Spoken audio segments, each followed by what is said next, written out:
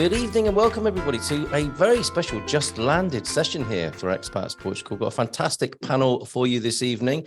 Jackie, you were asking where everybody was from this evening. Let's say hello to a few people who are joining us in the chat. Kansas City, Baton Rouge, and from Scottsdale, Arizona. Fantastic. From Lisbon, the Global Nobles are here, and Ola from Estoril, that place made famous, I think, by Ian Fleming, possibly the inspiration for James Bond. And Derek in Glasgow. Keep those coming, folks. And of course, Anna in Cascais. Our panel for you tonight, who have just landed, who are in Portugal and are keen to tell you about their experiences, would be the Brands. That's Christina and John Brand in Caldas da Rainha tonight. John and Pam Heimbach, who are up there in the north in Ponte Lima, and Jackie, who will tell us where she is this evening as well. We'll start, if we may, with the Brands.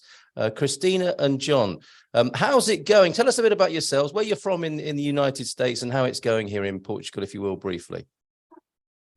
Sure. We're from Massachusetts in the United States. We arrived in December, the wet and wild December month that we had here, and have really been enjoying it in Caldas.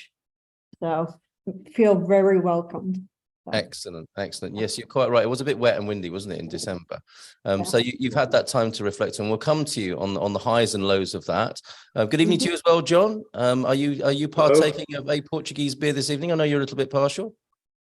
Haven't had a beer tonight. Did have my coffee. Oh, it's usually the other way around. My bad. No, I need to get this sorted out here and now. That was actually to John Brand, but we've got John Heimbach and John Brand here. So, John, we'll come back to you and your coffee in just a moment. But thank you for being so quick on the uptake. John, I think particularly liking John Brand, John B, particularly liking the Portuguese beer. Is that right, John? Wonderful. Now that we've got the beer thing sorted out, and I am actually from Sheffield, England, via Boston, just to make sure you don't get the accent wrong. People may have been thinking, that's a funny old Massachusetts accent we can hear there. So Great from deal. God's own county, Yorkshire in the United Kingdom, popularized, of course, by Monty Python. Yeah, but they're not all like that in Yorkshire, as you'll find out as we talk to John a little bit later on. The Brands, thank you so much for being here this evening. Let's go up to the north of Portugal to John and Pam Heimbach up there in Ponte Lima. Not the first time you're here, but just landed just recently to settle in, really, John. Yeah, exactly. Settling in, we arrived first at the beginning of the month, so it's been quite a little whirlwind first couple of weeks. But as Carl said, we started this last year in June and again in October, getting ducks in a row. And so the idea was to hit the ground running here with setting up the house and the internet and the furniture and all of that sort of thing. So we didn't do the ship a big container kind of thing that some people do. We just brought suitcases with us, and then we're going to start everything with a clean sheet.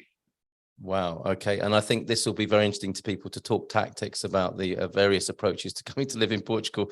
That is a good one. And you bought a home, of course, didn't you? We did. From plan. And pretty much from the United States, a lot of the work you've done from over there. So great to have you here, John and Pam, tonight. Pam, I think maybe chipping in from the other end of the sofa as well. Great to have you here, Pam. Thank you. So let's go to Jackie now. We've got Caldas da Rainha represented, and we've got Ponte Lima up in the north. Where are you tonight, Jackie? Cascais. Cascais, there you go, near to Anna. How's that going? Very well. I am just like the Brahms. I hope I'm saying it right. So I'm born and raised in New York City, spent 15, 20 years in California, LA, and San Francisco. But we moved from Marblehead, Massachusetts here. Okay. So I don't know where you're from, Massachusetts, but if you ever listen to WBUR, that was my last place that I worked at NPR, WBUR through Boston University. Cool. Excellent. Okay. And you are currently a cover star of a Vision magazine, which I think people can see on their screens now as well, Jackie, right? Yeah, I don't think a star, but I was on the Okay. You look like a star to me. Okay. What's happening there? Well, this is March 21. And so we're pretty deep into the pandemic at this point. And even though we were in the middle of a pandemic, the influx of North Americans was still very strong. So this was about North Americans moving to Portugal. And you could barely see it. It's white writing. And they asked me about moving here. And the question was, do you have family? No. Did you have friends? No. Did you speak the language? No. Had you ever been here before? No. And there's the quote, which is, I just had a feeling. And we sold our home in Boston and we moved here. And so Amazing. we did it on a Amazing. whim, kind of, but it worked Yeah. out. Those are great questions. And obviously during the pandemic time, people had to work in a different way, didn't they, to think about being here and make their plans. But thank you very much for that introduction. We'll come back to you, Jackie, and we'll go back to the brands in Caldas de Rainha. Those questions, had you been before? Do you speak Portuguese? Those sorts of things, the brands. How did Portugal come onto your radar in the first place? We vacationed here and we knew that we wanted to relocate from the US at some point in the near future. So we were here in 2019 and we loved it. We didn't speak any Portuguese. We came just saying like hello and thank you. And yeah, from then on, that was right before the pandemic. We were here Christmas, New Year. And from then on, we spent the pandemic planning our move here. So. Superb. And your strategy is a base camp, possibly, first of all, with a longer term view to buy somewhere? Exactly. So we have been here almost 3 months as our scouting trip to go up and down as much as possible and see where we want to live. And we've decided that we want to use Caldas as our base camp for where we want to eventually buy in this area. Ah, okay. All right. John Heimbach will have a wry smile on his face because he knows you haven't been to the north yet. And you may, of course, change your mind, as some people do when they go up to the north of Portugal. But that's we think that's a great, generally speaking, we think that's a great strategy to have a base camp. That first 12-month lease is a great idea to get one, and you need one obviously for your D7.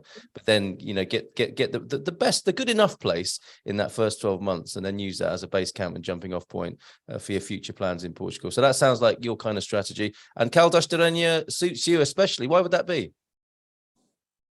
Well, we live in the US, we live in a city and we wanted a lot of amenities and we like having things right on our doorstep. So we thought this is great.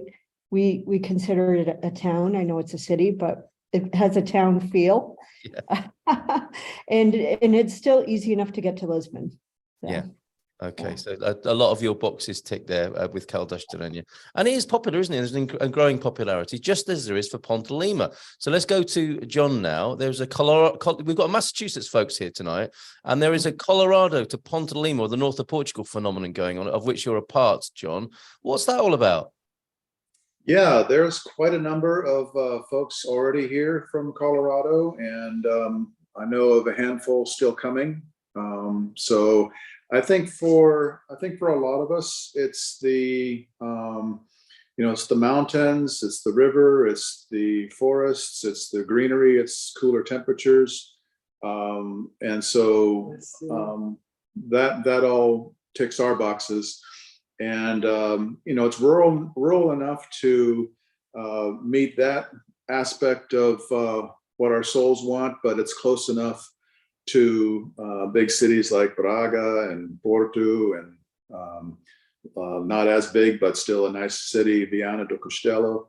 So they're all close by. So Viana's 20 minutes, Braga's 30 minutes, Porto's 50 minutes. So those are some of the biggest cities in Portugal. So and to people who say, "Oh, it's cold up there," not really. If you're from Colorado, no, not really. No, it's all relative. It's quite nice. It's it was up in 20 C, 22 C today, and then in Colorado there's a winter storm going on. There was 14 inches of snow. There was up to 80 kph winds. It was down to minus 18 C. This is where we came from. So, you're the guy, aren't you? You're the guy in Ponte Lima walking around in shorts and t-shirt. Well, t-shirt. Not so much Portuguese shorts. still got two overcoats on. But Amazing. I did wear flip-flops the other day when I was out buying fishing equipment. Amazing, amazing. And your strategy and game plan, how's that been? And what and your scouting, if you could tell us about that, how did you settle on Ponte Lima? Yeah, well, as I said, we kind of already had in our mind what we would probably like, because we knew right away that we wanted to be somewhere greener, more mountainous, more yet still have access to the city and stuff. But we wanted to give the rest of Portugal a chance, so we came here on a 3-week scouting trip. So the first third was down in the south. So we went to the Algarve, and then we went to central Portugal and Tomar and Alcobaça, and then we went to the Silver Coast and met with Carl and the people there in San Martino, and spent a few days visiting the villages around that area. So from Nazaré to Caldas de Rainha to Obidos and all that.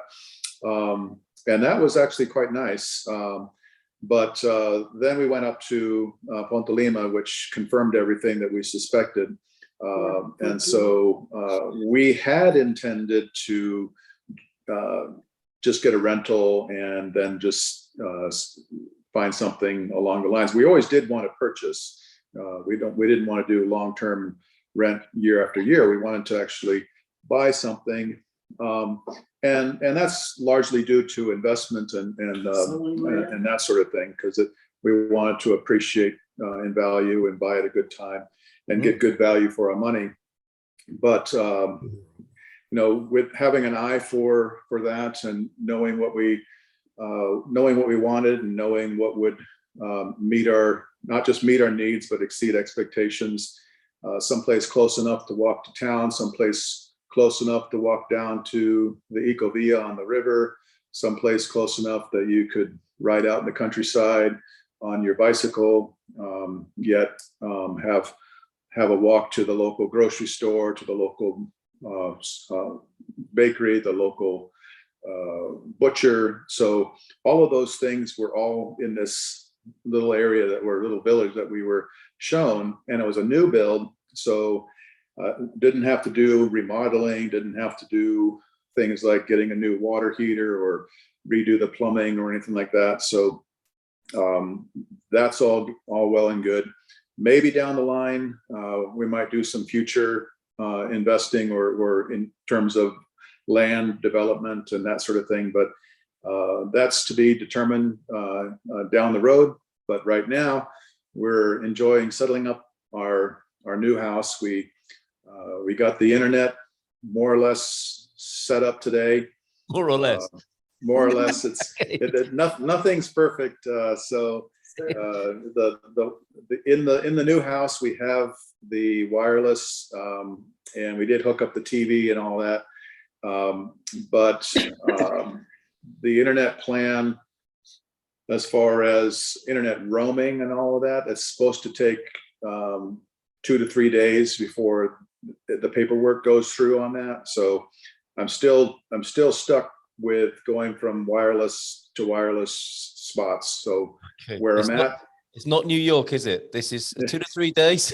And maybe it will be with you, but you're figuring it out. You're finding your way. Figuring it out. But we went with as far as those in terms of what do you call it? Just landed and advice for other people and things. Yeah. It's a really big deal for newcomers picking your internet. And so there's several players. You have Vodafone, you have Mio, you have Nosh, and there's others. And some of it depends on what's available in your local community. And so you need to find that out. You can either go directly to the vendors and then give them your address and they can tell you, or in my case, have a friend that kind of helps to expedite that or concierge that process. And it came down to 6 one way, half dozen the other between Vodafone and Mio. But they have, my friend had a closer working relationship with Mio, and they, like Maria, this is Vitor's wife, she knew Paula at Mio since she was 9 years old. There you go. That's a sort of connection. Yes, exactly. So she, I mean, they're not like close friends, but she knew of her, and she's been there long term. She knows that she's very reliable, and that what she says she will do. So you might not trust the company, but I trust her. So that's what Maria was telling us. So I was, one of the conditions was, it's like, it would be handy if the communication I received from the vendor was in English. Obviously I need to learn Portuguese, but as far as business stuff, if I could get my texts and my emails and my communication in English, I'd prefer that. And I was told, like, well, Vodafone does it in English. And it's like, I went over and talked with Vodafone, and it's like, no, they don't. It depends on where you get your plan. So for example, Owen has Vodafone and gets his communication in England, but he got his plan in the UK, not here. Okay. So when you get it here, it's all going to be in Portuguese. So it's no difference whether you're in Vodafone or whether you're in Mio, it's still going to be in Portuguese. But the website can be in English. Like the installation technicians that came to the house, he spoke English. Fantastic. And at the store, they have people that speak English. So that's all been good. They've always gone a little bit above and beyond in terms of giving me some, like they gave me a mobile hotspot to tide me over while the internet's being set up. Brilliant. But yeah, thank you, John, for that. Given that we will have questions about internet tonight, and given that it's, when people land, it's very high up on Maslow's hierarchy of needs. Thank you for connecting to that. Patience is the virtue that you need. And yes, absolutely. I'm sure that will be a key lesson to take away from tonight. And of course, those free Portuguese lessons you get with all the text messages and emails that come your way while you're signing the contract. John, for now, thank you so much for that, and we'll come back to you. I've rather rushed when I said Ponte Lima, which still doesn't make it any clearer, but Anna very thoughtfully has put that Ponte de Lima. I guess we could Ponte de Lima. Yeah, they slur it up here. It's Ponte Lima. Ponte Lima, yes, absolutely. But elsewhere, they won't know what you're saying. There it is. Anna's done it for us in the chat. Caldas de Rainha as well. Somebody else wanted to know where the brands were. That's Caldas de Rainha. That's also been put in the chat for us, I believe, as well. So thank you for the extra work behind the scenes. Let's go to Jackie in Cascais then for now. Why there, Jackie? And it's interesting, isn't it? You've moved on a feeling. John was talking about how a place appealed to his soul, and Pam there. Tell us how you ended up in Cascais, if you will. I did it completely online. So what were we looking for? We wanted to be close to an international airport.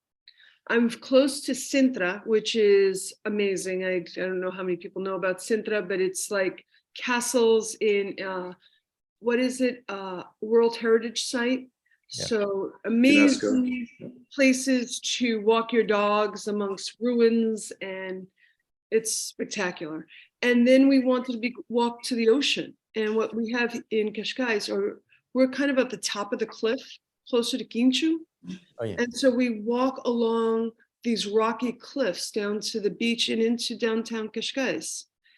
And the truth is, all these beautiful places everyone's talking about, I have still not been to. I am ashamed to say I've been to Porto, I've been to a few places, but for as long as we were here, we came here December 5th, 2019, and went into lockdown in March. Wow. So we are only now, last year, starting to really see Portugal. Yeah. What a plot twist that was, right? Yeah, it was one of the things in the article I talk about is a lot of people, there were 6 people interviewed, and they are here for different reasons, retirement, they're here for the wine industry, IT. Yes, we were kind of retiring, but my experience was really about the people in Portugal during lockdown and how amazing we were treated, and how maybe the best of friends are made in the worst of times. Oh, sad. But I think during that time when we were in this bubble, in this building here in Cascais, they became my family. Wow. So I think that was my takeaway, and that's what's in the article. Yeah, you're right, aren't you? I mean, you know, in a crisis, real character comes to the fore, and you perhaps got to see Portuguese people at their best, humanity possibly within that emergency. That's exactly what I said in the article. You know, it was a global tragedy, but here I thought it brought out the best of humanity. Wow, So wow. it was a really, and one of the things that's quoted in the article, and I had forgotten about, is this is so different than the US because healthcare is a major issue in the US. I mean, they take away your house if you can't pay your hospital bill. And one of the things that I thought was incredibly moving that the Portuguese government did was during the pandemic, even if you were here illegally, you came here illegally, you still got free healthcare, no questions asked. Yeah. That would never have happened in the US. So Incredible. And is Cascais going to be your forever home? Was that it? You chose online, and that's it for you?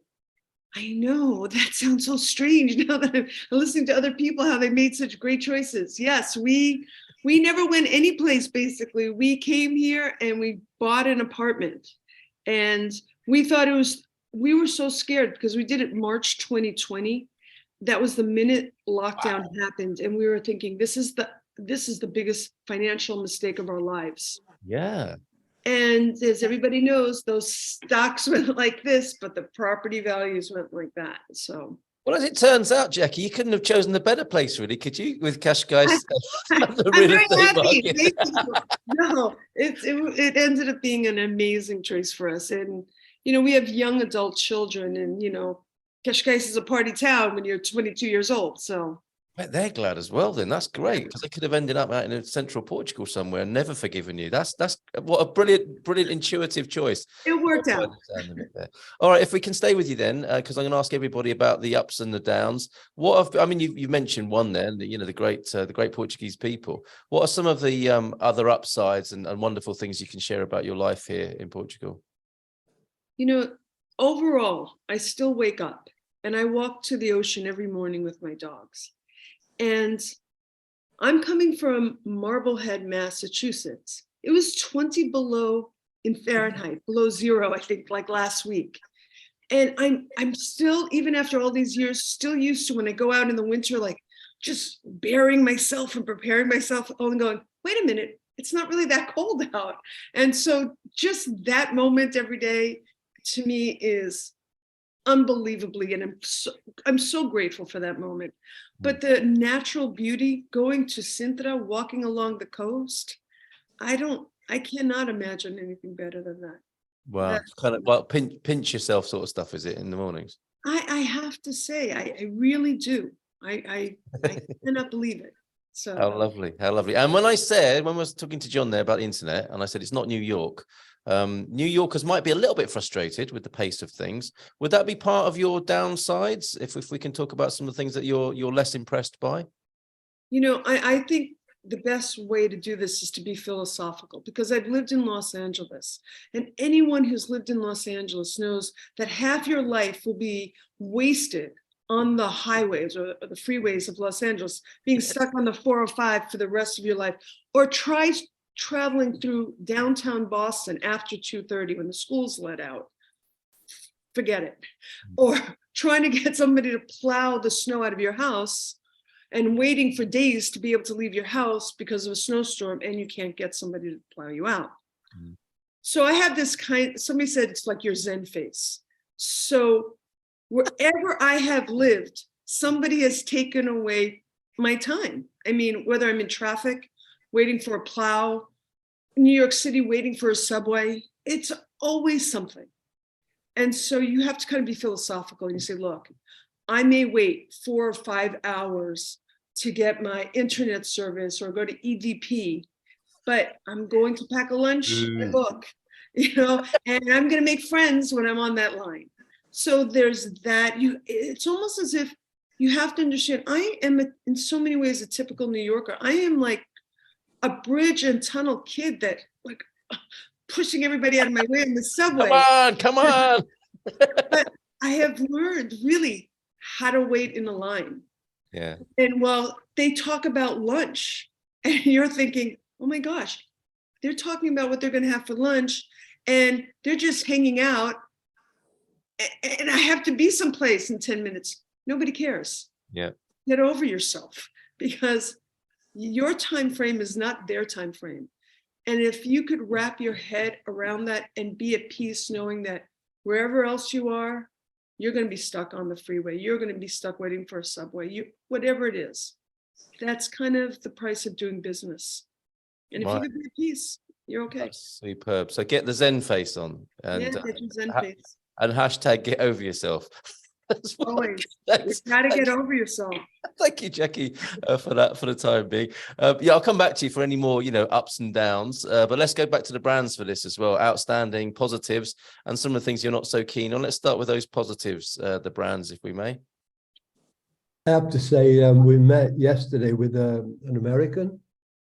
Is she? Yeah. Yeah, okay. Yeah. And she lived out in the sticks, and we were talking about different things that happened or didn't happen.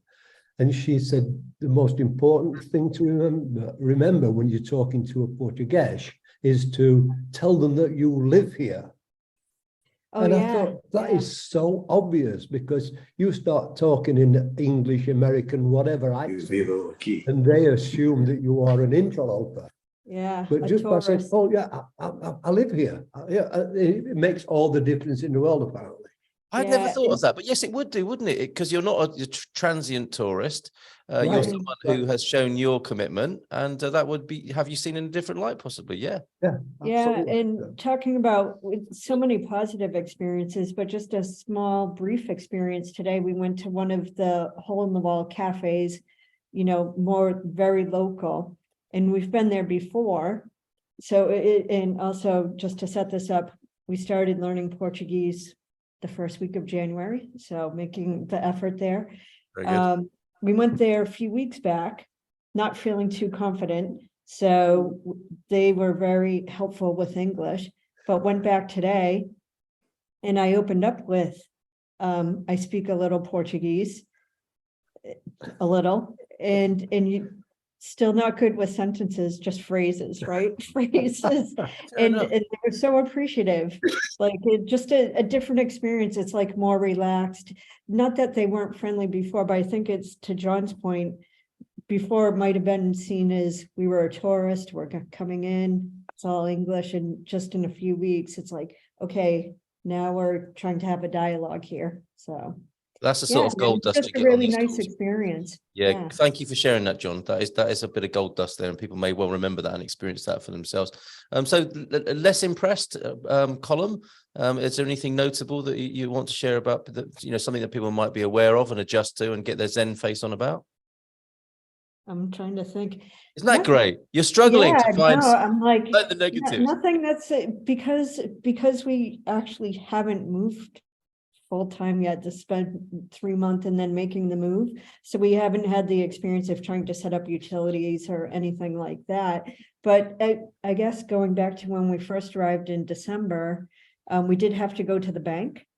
But I can't even say that was a negative experience, because we waited and then our number was called, and it was around lunchtime and the person that spoke English was still at lunch.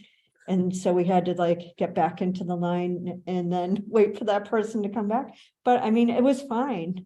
And I actually feel like in the US, you'd probably wait that long sometimes just to have someone help you anyway. So Yes. Yeah. Okay. Yeah. So the waiting thing again, the cultural adjustment to queuing Yeah, culture. it was Remember fine. to take a ticket, folks. When you come to Portugal, you got to get your Yes. ticket. John, you and I have had one or two conversations about beer, and I'll mention it for the second time. Really? But the interesting thing about that, I think, is that you were a little bit concerned. I think that it might only be a Sagres or Superboc and the light fizzy beers that were available in Portugal, because that's how it would appear. And so the quest to find decent quality craft ales was on for us both, wasn't it? And lo and behold, this is a very Portuguese thing. I think you found them right underneath your nose, didn't you? As it turned out. Yeah. The big thing is, I was surprised. I've traveled quite a bit, and I walk into a bar in Portugal and they don't have Guinness. Whiskey Tango Foxtrot. They should have Guinness, right? You should have, Well, it seems like wherever you go in the world, there's always a Guinness somewhere. So. Yeah, right. But I mean, I don't drink wine, I don't drink spirits, I just drink beer. So in this country, it was tough, but there's a little bar right in the middle of Caldish that they make their own beer. There you go. We have a Isn't that full amazing? menu. But you wouldn't And then know, would you? You wouldn't know until you start asking a few questions. Now, that you could say is a negative, but it's all part of the journey of discovery in Portugal, isn't it? It's not that it wasn't there. It's just that it wasn't obvious that it was there, and you had to do a little bit of digging around to find it. And sometimes that's the way here, right? Right. Yeah. Well, I used to joke with my American colleagues when I was in America that they say, "Oh, you're funny about beer, aren't you? You don't drink beer, do you?" I said, "Oh, I do. I drink beer, and to be fair, I buy a case of Budweiser once a month to wash the car." Yeah, oh dear. Diplomatic outrage, possibly. I'll move on, John. But I think we can remodel that to Maslow's hierarchy of needs. It needs internet and Guinness now, we're saying, right, for the foreigners. Okay, for Well, success. well, even the stout made by what do you call them? Malika or No, the regular one. The Preto beers, the black beers here. Yeah, absolutely. yes, The yes. Super Bowl. John's looking, he's I got had to look on the label to see. They make a pretty good stout. So There it's you not, go. it's not available. With the exception of the Irish, I don't think I've ever heard anybody so defensive of their own beers as the Portuguese. there you To the go. fact Okay. that they don't even import. That's incredible. It is, isn't it? It is. So Mike T's And asking, it's are laudable craft as beers a well, thing? yeah. Sorry, John, what was that? You didn't hear what you said. It's laudable. Okay, yeah, absolutely. Yeah, that's They support their own beer. So, beer-based and I'm sort patriotism. of joining them now. It's Yeah. still a little bit on the wrong side of pissy, but Oh dear. Okay, we'll come back to those specifics about beer. And thank you for your questions, Mike T, and your comments, Paul, on that particular matter. I think John spoke a bit of Portuguese when you talked about I live in Portugal with that excellent nugget of information there, John Brand. Did you bust out with the Portuguese, John Heimbach, and you were able to say in Portuguese, I live here? Eu vivo aqui. Very good. And so how's that working for you? And what are your highs and lows here? Well, I was just thinking the other day we were just having coffee and a croissant or something like that, just downtown, casually, and there was these three ladies that came by, and they noticed that we didn't look Portuguese, and they said, "Are you American?" And we did. They're like, "Oh yeah, we were from America. They've been here for 30 years. They were born in Ponte Lima, but they had grown up in the States, and then they came back as three sisters, three. And so it's like, Jackie and Marta and Candy. But, it's like everybody knows everybody. So, that we were perfect strangers to them and then to us, but it's like, oh, but then they know Linda and Keith. And then it's like, oh yeah, so all of a sudden there were all these little connections, and that was a starter of the conversation. It's like, well, we live here. And I was like, oh, and then all of a sudden they, next thing was an hour later and we've been chatting. And so, yeah, that's a really great thing to be able to say that you live here. Yes. Yeah, perfect. So any other highs and lows that you want to share with us? I mean, you developed a different approach to getting your internet fixed in a hurry, for one thing. Anything on the downside that you want to share? Yeah, I mean, with the internet, it's just a slow progress. Everything's moving along, but yeah, there's a handful of things I could say in terms of pros and cons. I would say on the downside, so there are things that will take a little getting used to, and there's great food in Portugal, but it is kind of a stereotype that there's not a lot of vegetables in the dishes, because potatoes are a vegetable. So you get rice and potatoes and then your meat. Yeah. And so you kind of need to supplement the the veggies once in a while. But of course, if you're cooking for yourself, you can buy your own veggies and do what you want with that. But you learn which dishes, have the veggies, or like with myself, I make sure that between one of us orders something that has more veggies, and then I steal half of it, that kind of thing. And then what was the other thing I was going to say? Oh yeah, this is more my fault, or my condition, not Portugal's fault. But I'm a large guy. I'm nearly 2 meters tall, and I wear a size 13 shoe, which is a size 47. And so you do have to pick your battles as far as where to find clothing, or where to find shoes. So, once in a while, I think we might take a holiday up to Germany or Norway or something and get something, or I can order from Amazon, or that sort of thing. But there is a local market, and I did happen to find one of the shoemaker people. The largest shoe size they had was a 46, which is kind of okay, but I'm really more of a 47. So that's a challenge. Something to watch. Well, the sizing's different as well, isn't it? So you might have assumed that a XXX would be useful to you, but it's a different size, isn't it? In Portugal? Yeah, in the States, I'm an XL. Right. Here, I'm more of a XX or a XXX. Yes. So, but I found a great XXX shirt at the market. It fits just great. Yeah. But definitely more upside than downside.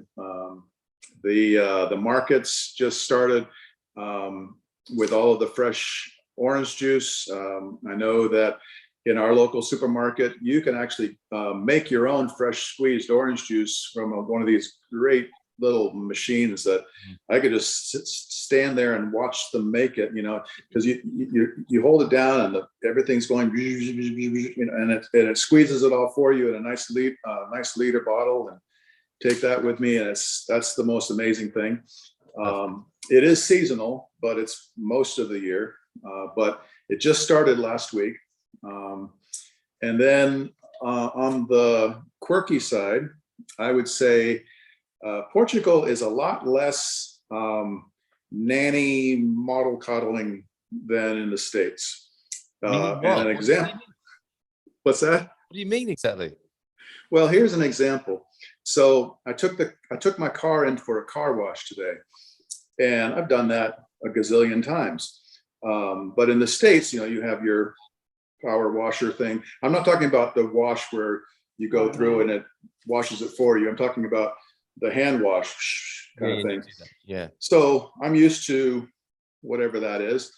You come here and it's like, that thing was like twice the power of anything you have in the States. And it's like, oh, wow, this is good. It's got all the grease off of the tires and wheels. It's like, oh, wow, look at that.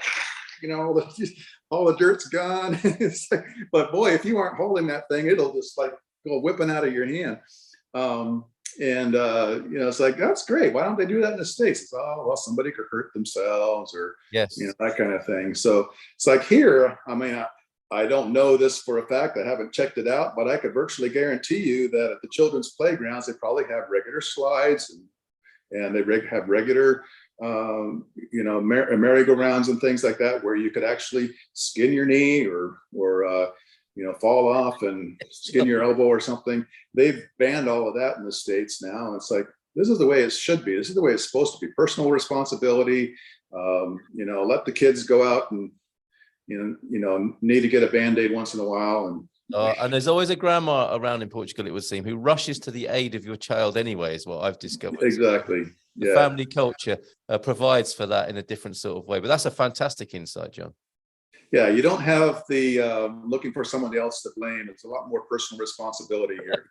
Yeah, perfect. Okay, before we finish the public recording here, and then we'll go into some more questions. People can open up their mics and ask you personal questions, and I'm sure people have been stimulated to do so with all the fascinating stuff you've been sharing. Just one quick thing from each of the households, if I may, like a guru tip.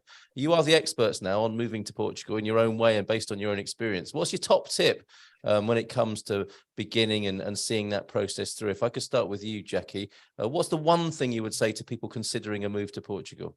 in terms of where to start for their D7, or just philosophically, practically? What's the I question? love your philosophy. So I'm going to ask for the philosophical from you. One time I heard somebody describe this, and I thought this kind of said it all. If you ever go to the US, people walk around with these giant cups of Starbucks coffee. Everywhere you go, you see these like gallons of Starbucks coffee in everyone's hands. And this gentleman said, when I left the US, I made a decision that I would never, ever walk with a cup of coffee again. If I cannot sit and enjoy that coffee, I'm not drinking it. Wow. And I think about that a lot. And that's probably what I would say is the real difference, is that you're almost forced to be in your moment. Yeah.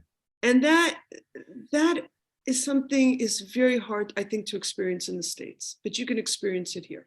That's really special. Thank you for that. We expect to see Eckhart Tolle and similar other spiritual teachers basing their books and workshops here in Portugal soon. Thank you for that, Jackie. That's fantastic. Any level you like, the brands, philosophical, spiritual, or physical, very practical, tactical? To stay with the coffee motif, Yeah. Christina made a wonderful discovery on my behalf, because I'm a tea drinker. If I can't get beer, I'll drink tea. But I don't mind the odd, as you say, Starbucks. But Christina's found the Portuguese version of Starbucks, right? That Abela Bataka. Yeah, Yeah. no, but we've just learned to order coffee. What was that? We just Sorry. don't even test me at this point in the gym on how to order. But yeah, we learned how to order coffee properly. Well, for me, Oh, would it's that be the batonada? yes. A yes, batonada. thank Yeah. you. Okay. That's the closest thing to an Americano, really, isn't it? So that's Yeah. been a lifesaver for you then, John. So you're not an espresso man. Okay, a I'm the batonada. espresso. I'm wired without caffeine. So if you put an espresso in me, I'm gone. Okay, so you although you might have to give up your bucket of Starbucks and carrying it through the street, you can still get a decent coffee here, right, Christina?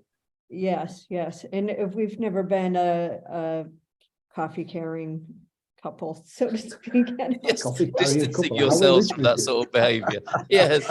But I really like Jackie's philosophy, because since we've been here, and if we're FaceTime or WhatsApp with our friends, they noticed how relaxed we both are, especially me, because I work way too much.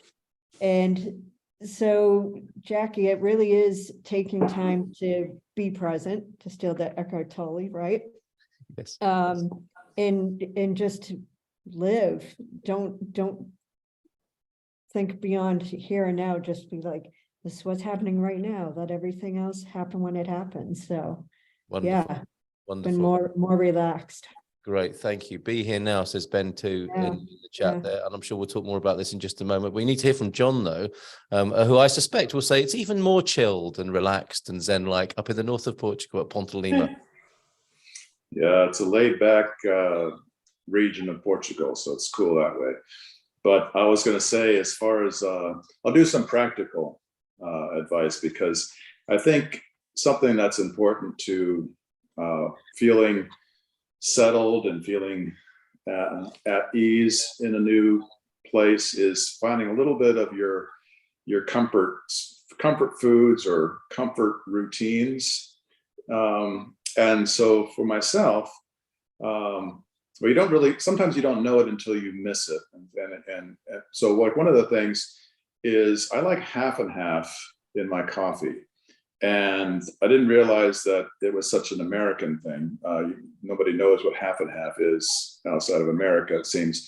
So it's simply half cream, half heavy cream, and half milk. So it's just not as heavy cream. And you put that in your coffee and it just, makes a real nice smooth flavor and everything. Well, they don't sell half and half, but they sell plenty of these cartons of heavy cream. So just buy the heavy cream packets, buy milk, make your own. So problem solved. So I have a nice little picture of my own half and half in the fridge. John, there's a business possibility here. Yeah, it's a great. Heimbach's own half and half. Yeah, you Heimbach can half have and a half. nice, rich espresso, and then just add some half and half to it and some sugar. And it's like, But really. you make a really good point there about the comforts, and there are times, aren't there, when when things haven't gone quite as planned in a day, and those comforting things are useful. And I don't think any foreigner should give themselves a hard time for that. And that's your go-to, is it? Yeah, and there's bacon. Okay, so bacon's not a We've got him typical started. thing here, but they have bacon. It's just in a slab, and you get it at the butcher's, and then they hand slice it for you. So I can get it as thick as I want it, and so problem solved there. So I have my bacon and I have my eggs. I make a wonderful scrambled eggs, with the half and half in it, so it's really nice and fluffy. And then the other thing is, and this is a confession, I like chocolate milk at night. I have a cup every night. And so I found my favorite chocolate mix, Nestle's Quick Confession. So I make that, stir it, And you can buy the little bottles of chocolate milk here too. Those are actually pretty good. There's one that's almost tastes like a milkshake, but I make my own chocolate milk at night, and I got that's settled. I'm a happy camper. Fantastic. Thank you. We feel like we really know you so much better now, John, with that. And I want you to start an Instagram channel called Heimbach's Hacks for Life in Portugal, where if you're missing bacon, it's like, no problem. John's got it. Missing half and half, John's got that too. So start on Insta. That'll be great. And thank all of your three households. Jackie, thank you so much. The brands, thank you in Caldas de Rainha, Jackie, of course, in Cascais, and John in Ponte Lima, John and Pam in Ponte Lima. Thank you so far for sharing your experience with us. That's been fantastic. So I'll just stop the recording there.